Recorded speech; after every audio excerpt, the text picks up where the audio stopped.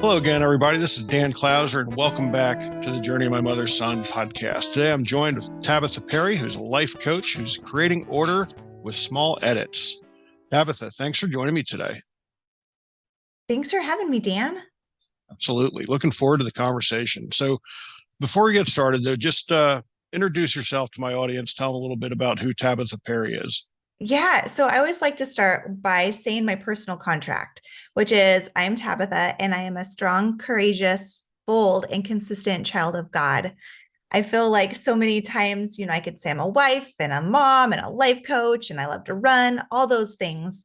But really mentioning the qualities that I like to live out. Now, I'm not always living out those qualities, but the ones that I just really value is important. So, in addition to being bold and courageous, I absolutely love to go traveling the world, running, and I really love people. And so that's kind of what has inspired me to always be in a helping profession and to be a life coach, to really specifically help women who I really view as being instigators of helping generations. Because if a woman is loving her man, a woman is loving her kids, like they can really inspire and encourage so many. Yeah, that's one of the things that really drew me to wanting to have you on the show.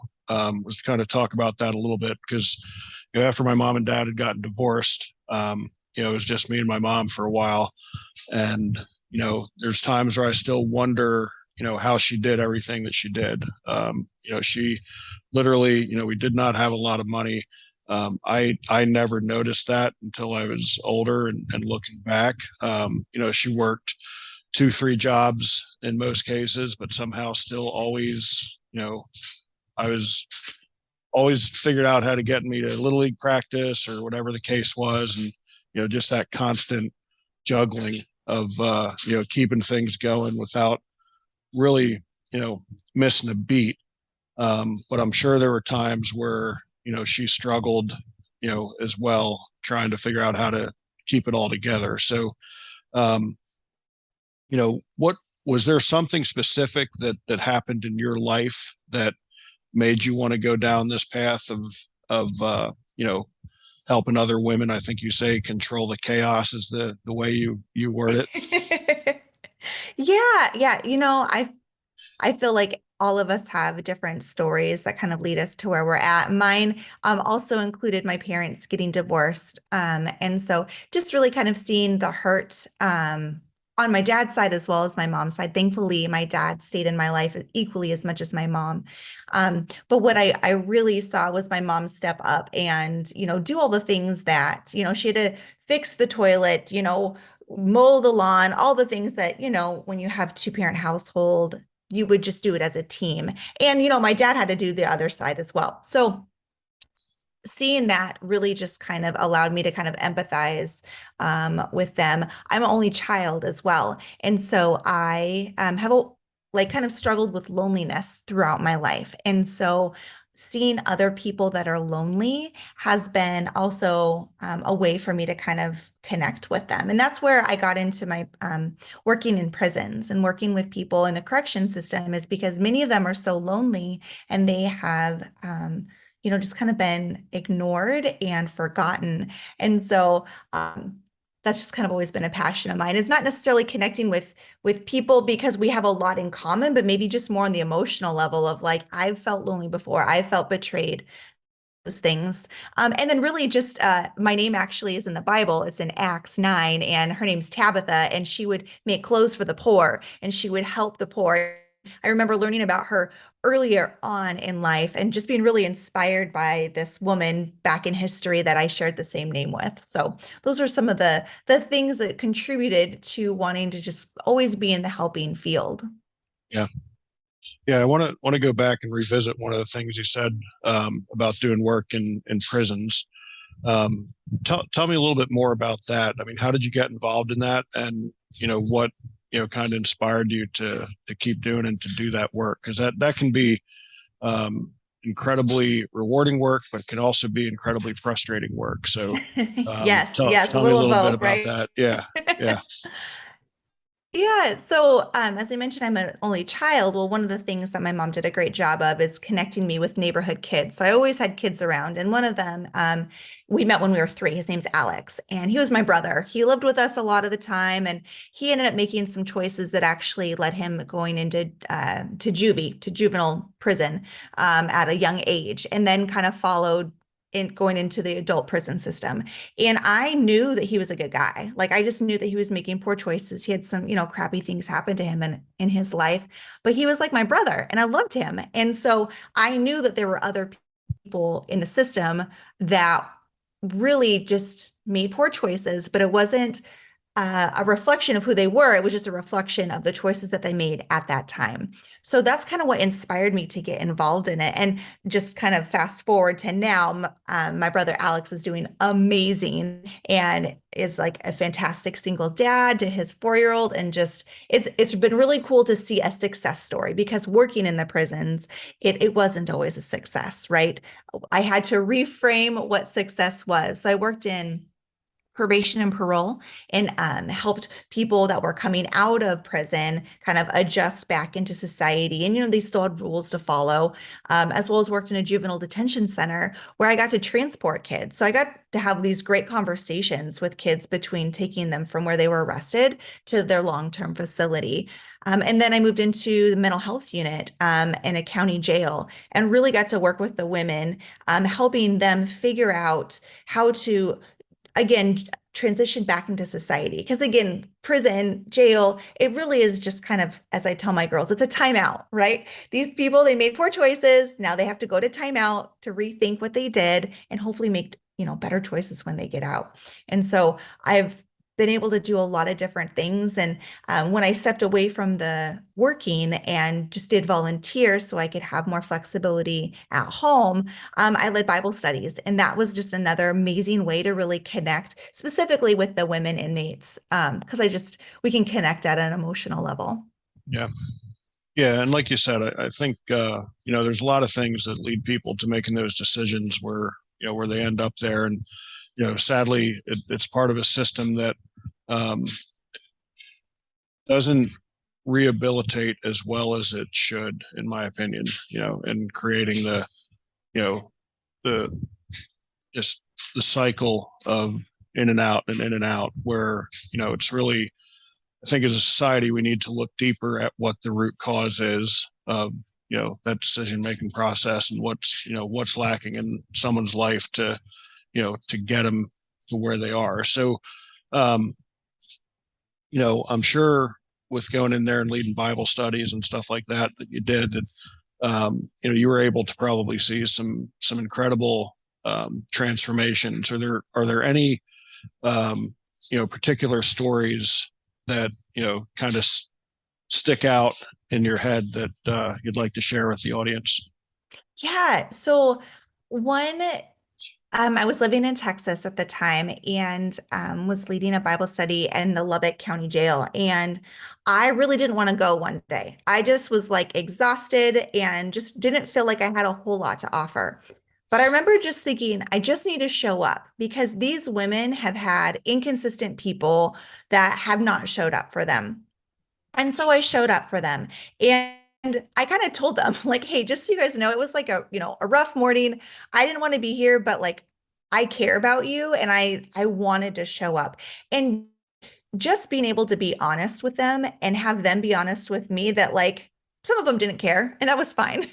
And that's the other thing about jail. Like they're real with you. Like there's no like, you know, For sugarcoating it. Southern charm. Yeah, like they'll just tell you how it is. And I love that. And so, but some of them really were receptive to that and being able again to have that honest conversation. Because when I worked in the jail, like there had to be some very specific boundaries as a volunteer and coming in from like a faith standpoint, I was able to be more open and honest and connect on that deeper level.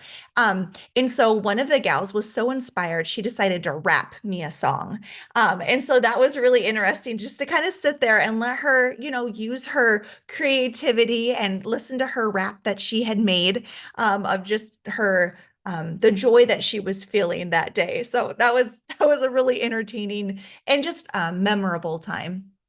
That's very cool. So I know one of the other things is you've seen quite a bit of the country. You've lived in a bunch of different areas. Born in Alaska. What was it that, obviously, I see a lot of the area because I live in an RV and I'm, on the move. You're not living in an RV, although with as many places you've been, it might be a good fit for you. No. But what was it that led you to all the moving around? Well, when growing up in Alaska, so I grew up in Juneau, which is a temperate rainforest. So it rains a lot and it's always dark and gray, and you can't drive in or out. You can only take a plane or a boat.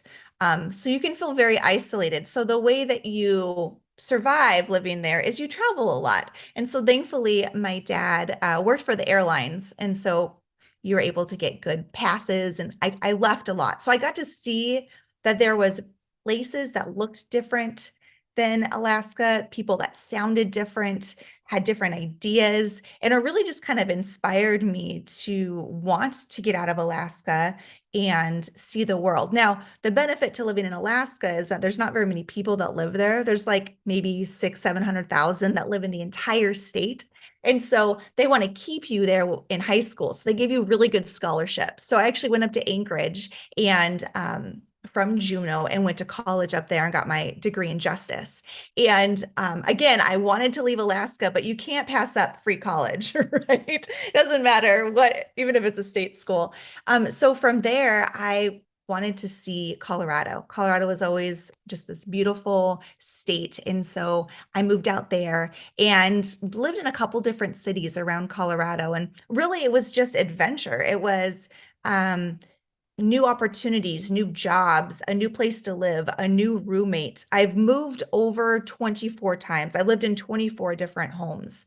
And so even if it was like within the same state. So then I moved back to Alaska. And the one thing that you never say is, I'm never going to do XYZ, right? And I said, I'm never going to live in Alaska again. And then a cute boy started pursuing me, who's now my husband. So I moved back to Alaska, but I told him, I'm going to move back, but eventually we need to leave. Like the plan is to leave Alaska. And so with his job, he was able to assure that that would be the plan. So we moved to Texas, to Lubbock, Texas, which is over in the western part. And it was fun to live in the two biggest states, right? And then we had an opportunity to move up here to Minnesota. And so one thing that I've really loved to kind of say is like if Alaska, Colorado, and Texas all had a baby, it would be Minnesota. It's just like the perfect combination. That's funny. How now, with all that moving around, experience all these different cultures, because believe it or not, within our own country, there are many different cultures, which we've Yeah. found in all our traveling. But how do you think that helped you, just round you out as a human being with all those different experiences? So fundamentally, like going into the justice system, my personality is I'm very black and white, and I can be very critical, but it also is a very good skill. So living in all these different places has actually allowed me to soften that criticalness and that black and whiteness, because it's not, and has allowed me to evolve into more curiosity. And so instead of assuming a place is going to be a certain way, assuming a certain people are going to act or say certain things, I have now been able to become like not less judgmental, but just allow myself to take a step back and remain curious. And that has allowed me to really just see people for who they are and not have expectations, because I feel like many times we have expectations, and if they're not met, that can lead to a lot of disappointment, and then we can almost even bring up barriers and limit our ability to connect with people. So not having those expectations has been also key to just really connecting with people. And it's so fun. Alaska is this like melting pot of people. Like people go up there to maybe escape or maybe just to, for a physical adventure, for the geography, or just to do something different. Whereas, Texas, many of the people had like 8, 9 generations had lived there. So it was actually very challenging. I'm not sure if you experienced this, Dan, but like challenging to connect with people because they had their friends and that was okay. But it was just a little bit more challenging in that area. And even here in Minnesota, there's many people that have lived here for a long time. They have their friends since elementary school. And so you have to have the confidence to be like, I'm cool. I have a good friend and I can connect with people. It just takes a little bit longer. Yeah, no, it's true, and I just love being able to experience just all the different cultures our country has to offer, and the different people. And we haven't been to Alaska yet. It's definitely on our list. I want to get there in the summertime and experience that vast amount of daylight for, you know, Yes. 20 hours a day or whatever. Just that, like, I just can't wrap my head around, walking around at 11 o'clock at night and it's still being daylight like this. So it's something I've got to experience. My mom, that was one of the first places that, she'd gone to when she did her travels. And, Oh, wow. hearing the stories of it, I just, it's definitely, top of our list to get to. But with grandkids graduations and stuff like that, we're just kind of, you know, figuring out the right time. And right now it's kind of on Yes. target to be 2024. That's when we have a break in grandkid graduations where we hopefully be able to get up there into Alaska. But it's definitely something I'm looking forward to. Um, You will and love again, it. not in the winter by any stretch of the imagination, but definitely in the summer. Want to get there for sure. So was there, with everything you've done, you really have led a life of service in your career, from working in the prison system to now being a life coach. Um, did did you have kind of a family upbringing of giving back, or what was it that made you want to give back so much? Because that's something that I can definitely resonate with as well. Yeah. So my mom, she did a great job of volunteering at my school. We were really involved in our church and so did things like that. And I even remember I was probably a teenager and we went to a food a food bank and like helped organize food and then went and served at a homeless shelter. And so I was exposed to it early on. And I even found a paper that I had written in high school about wanting to explore being a social worker. And I'd forgotten about that. And so it was kind of funny that I had ended up getting my master's in social work because I hadn't remembered that that was something that had been on my heart.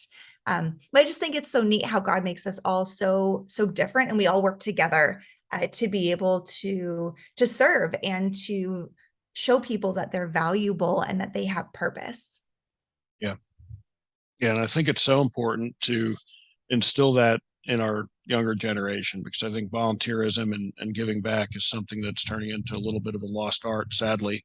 And I know, before we started traveling full time and living in the RV, I'd run a nonprofit youth sports organization, and a big component of what we did as an organization, outside of just playing sports and that sort of stuff, was getting our kids involved in giving back. And That's like you great. just said, you know, when you do it as a young person, at that point, as you become an adult, like, it just becomes natural. So again, I remember, going on, Meals on Wheels runs with my mom, and just, if she was volunteering at the, little league concession stand, I knew that I wasn't just showing up at the complex to play a game and go home. Like, I was probably getting there, 2 or 3 hours before my game started, because that's when she had to start working at the concession stand. And I knew I would be there probably 2 or 3 hours after my game was over. And, as I became an adult, it just came natural to, give back and get involved. And, even now, a big part of what we do is we travel around and we volunteer. When we leave Pennsylvania here, the end of this month, we're heading out to Anago, Wisconsin, to volunteer at a raptor sanctuary out there. And, That's it amazing. really, you know, I think it gives us a purpose. And I think what you find when you do volunteer work and you give back, that you actually end up getting more out of it than what you give. Do you feel that same experience when you're in that situation? Oh, completely. But it doesn't feel like that initially.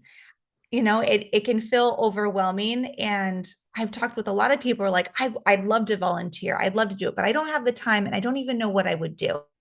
Right. But we know that we can create the time if it is really important to us. And the first thing you do is you start small, right? And so doing something that brings you passion. And I think that that is really important, is to know like what do you really enjoy? What brings you passion and excitement and joy, that you actually want to volunteer? Because if you're just going and picking up trash, that's fine, that's great, but if that's not your passion, right? If you want to go serve food or go play with kids or go walk dogs, whatever it is, like honing in on that, then you really do feel like more filled up, and you're not draining yourself, because we only have so much energy. We have to be really careful with where we exert that energy. And I really feel like when we volunteer and serve, that energy can really be increased because of the things that we're doing and how we're helping. Love it. Love it. So let's talk a little bit more about just your coaching and what you do there. And, you talk about just kind of making like minor adjustments to your schedule. Expand a little bit, you know, more about that and what that means, and, how, how you do that and put it into motion. Yeah. So I like to talk about creating small edits in our life, because when I was working in the prisons, I would use the word change a lot, and that would be really, really overwhelming. And so I started to use the word edit, and that just seemed to be a little bit more manageable when it came to making the adjustments and tweaks in life. And really kind of going back to this idea of time. So many of us think we don't have time to do all of the things. But when we make little edits in our schedule and little tweaks, it's amazing to find that we can create some of that energy to fill us up more, so that way we're able to go and do all those fun things, and or do the things that we don't really want to do but we need to do. And so I love always focusing on bookending your day, starting in the morning and the evening. And like those routines are so important. Just again, to kind of help you fill you up, so that way you can go out and serve and show up as yourself for the people that deserve to see you. Yeah, and I love that little play on words. Like you said, I think when you say change, like right away, people are like, no, no, no, no, hold on. Everybody is scared of change. So when you turn that into small edits, it's much more digestible, I think, and people can drop their guard a little bit. So I love that, and I think it is important to you know be able to establish that and just make those small changes. And you talked a little bit about your what your routine is. What you know what is that for you to what is that routine to keep you on track for the day?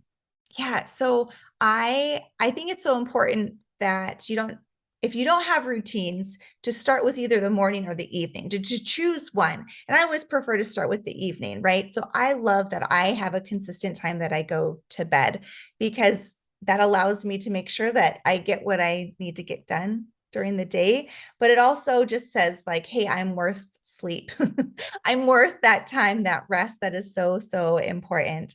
And so being able to like calm myself down. Now there's like self-care stuff that you can do that's like kind for yourself, but then there's also things that you can do to really just calm your body, calm your soul, calm your mind down. And so I love to read right before bed. And then in the morning, I'm pretty consistent about getting up at 5. I love being able to wake up before my kids, before my husband, and just have that time by myself.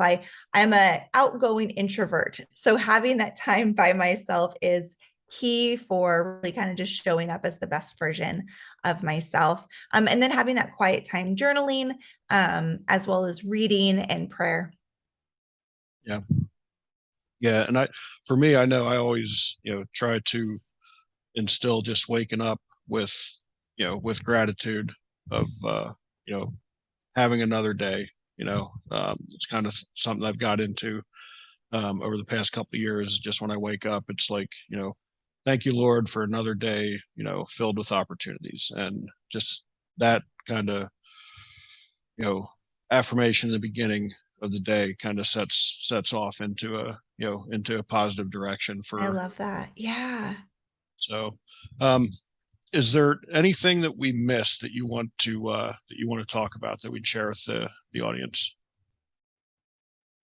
Well, I just want to encourage the audience of like wherever they are in life, whether they are volunteering or feeling like that's something in their heart, to really just kind of take action. Sometimes when we're unclear about things, we think that we just need to wait and then maybe it'll become clear, but action creates clarity. And so, reach out to a place that you can go walk dogs or go hold babies or, go pick up trash. Just really feel empowered to make those choices to like take steps further to serve because you're going to figure out more about yourself. You're going to learn more about other people. And it really is a win-win situation.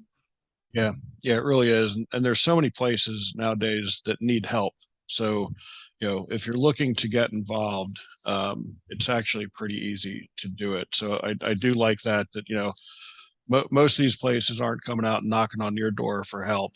Right. They're quite too busy anyway. So if you make that step forward and do that, that's definitely a good approach to take for sure. Because there are so many places out there that need a lot of help. And again, even if it's just like you said, going out and picking up trash, you don't even have to ask anybody to do that. Yeah. Go to your local park and just pick up some trash, and that's a huge asset to the community to be able to go out and do that. So Tabatha, if anybody's out there, looking to connect with you, looking for your services, how can they find you? Sure. Well, they can find me on social media on Facebook and Instagram at Tabatha Perry Life Coach, or my website, which is at tabathaperry.coach. Love it. Love it. So that brings us to our final question. And the subtitle of the podcast is Many Little People in Many Little Places, which comes from the opening lyrics of a Michael Franti song, Gloria, which go, when many little people in many little places do many little things and the whole world changes. What's one of the Mm. little things that Tabatha does to make the world a better place? Mm. Well, I love this question, and I think two things come to mind. I pray. I pray for the government. I pray for the world, that they would know Jesus and that they would love each other more. And